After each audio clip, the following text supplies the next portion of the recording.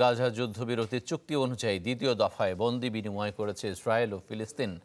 4 Israeli নারী সেনার বিনিময়ে 200 বন্দি ফিলিস্তিনিকে মুক্তি দেওয়া হয়েছে। অধিকৃত পশ্চিম তীরের রামাল্লায় বন্দিরা ফিরলে সৃষ্টি হয় আবেগঘন পরিবেশ। এর আগে গাজায় সিনেম্যাটিকভাবে 4 বন্দিকে মুক্তি দেয় হামাস।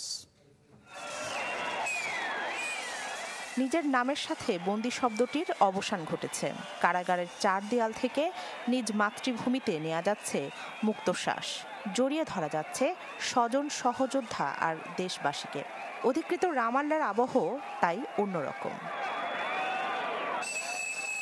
যুদ্ধবিরতি চুক্তি অনুযায়ী প্রায় 200 বন্দি ফিলিস্তিনিকে মুক্তি দেয় ইসরায়েল। তাদের বরণ করতে রামাল্লা জুড়ে তৈরি হয় উৎসব আমেজ। এই বন্দীদের মাঝে এমনও আছে যিনি 4 দশক কাটিয়েছেন ইসরায়েলি কারাগারে। আবার আছেন জেল ভেঙে পালিয়ে আবার ধরা পড়া বন্দীও। তবে শনিবার মুক্ত হওয়া সব ফিলিস্তিনি বন্দী ফিরতে পারেননি। 70 জনকে পাঠানো হয়েছে মিশরে। তাদের বিরুদ্ধে ইসরায়েলি নাগরিক হত্যা সহ গুরুতর অভিযোগ থাকায় ফিলিস্তিনে ফেরাতে সম্মত হয়নি তেল আবিব।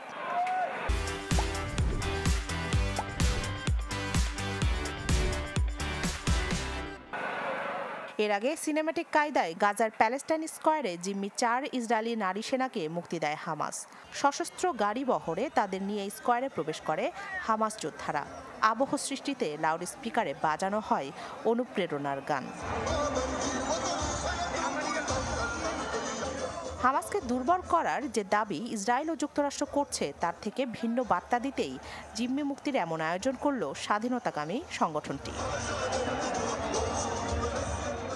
মুক্তির পর নিজ নিজ পরিবারের সাথে দেখা করেছে ইসরায়েলি জিম্মিরা। এদিকে হামাস ইসরায়েল জিম্মি বদল হলেও যুদ্ধবিরতি নিয়ে কিছুটা শঙ্কাও তৈরি হয়েছে। 4 সামরিক নারী জিম্মির সাথে 2 শিশুসহ মোট 8 জন ইসরায়েলিকে মুক্তি দেওয়ার কথা ছিল হামাসের, কিন্তু হামাস বাকি 4 জনকে মুক্তি দেয়নি। প্রতিক্রিয়ায় উত্তর গাজায় ফিলিস্তিনিদের ফিরতে দেবে না তেল আবিব সাফ জানিয়ে দেয় আইডিএফ। যুদ্ধবিরতি চুক্তি অনুযায়ী আগামী সপ্তাহে ইসরায়েল ও হামাসের মাঝে আরও বন্দি বিনিময় হওয়ার কথা আছে। রাখি জেসমিন, চ্যানেল 24।